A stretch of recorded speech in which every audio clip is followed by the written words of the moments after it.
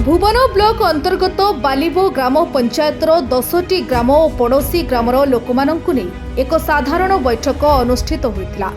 उक्त बैठक में समस्तंकर निष्पत्ति क्रमे कानखाई मौजारे हेबाकु थिबा मद दुकान को बंद पाई जिलापालंकु एक दरखास्त देबा पाई अद्य धीरपाटणा ग्राम पंचायत रे पहुंची जिलापालंक अभियोग शुणाणी रे प्रदान करथिले। प्रकाश जी गत किछि दिन तले सचेतन नागरिक मंचर स्थानीय बालुंकेश्वर देव मंडप प्रांगण में एक साधारण बैठक अनुष्ठित होइतिला।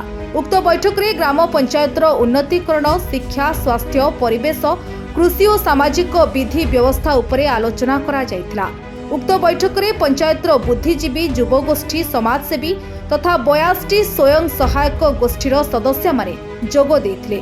बालिबो ग्राम पंचायत अधीन कानखाई मौजारे एक मद दुकान खोलिबाकू सरकार को तरफ अनुमति मिलुथिबा नै उक्त बैठक रे आलोचना होइतिला। एही आलोचना रे मद दुकान खोलिले ग्राम पंचायतर कोनोसी उन्नति होई परिबो नाही, बरং राहाजानी कलह हिंसा अत्याचार अन्याचार और व्यभिचार परिभाषा पई रास्ता परिष्कार हेबो बोली बुद्धिजीवी माने मत प्रकाश करथिले। तेणु सर्वसम्मति क्रमे एहाकू बंद करबाकू जिला प्रशासन और ब्लॉक प्रशासन को अवगति कराइबा पई स्थानीय बालिपो सरपंच और स्थानीय विधायकों को एक दरखास्त दिया जायतिला। एहाकू नै अंचलवासी जिलापालंकु एक अभियोग पत्र प्रदान करथिले।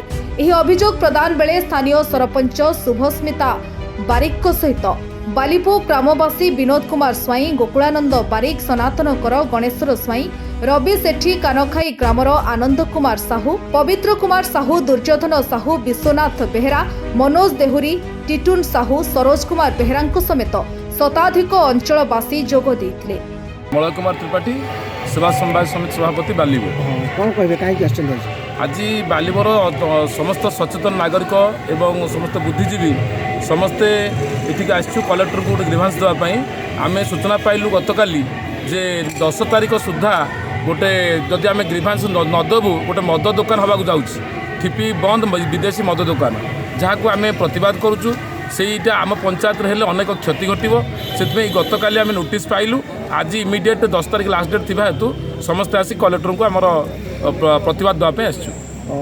केतोटी पंचायत माने क्षति सही से प्राय 4टा पंचायत ढेंकानाल जिला 4टा पंचायत और जाजपुर जिलार 2-3टी पंचायत ये 7टी 8टी पंचायत से क्षति सही कारण एकदम रास्ता कड़े जो मुख्य रास्ता जो बाट देकरी दिनमान कॉलेजर छात्र छात्री एवं अनेक समस्त बुद्धिजीवी और समस्त लोक कमन जावासवा जो करती से बाटर रास्ता कड़े से मद दुकान होगा जाऊँगी जहाँकि आम प्रतिवाद करुँ। न शुणती जदि सरकार यहाँ न शुणती तेबे आम आईन बाध्य होकर आईन जेहेतु आम जीवन जीविकार कथा तेणु आम आईन के हाथ को नेबू जेकोसी प्रकार से मद दुकान बंद करने चेष्टा करूँ।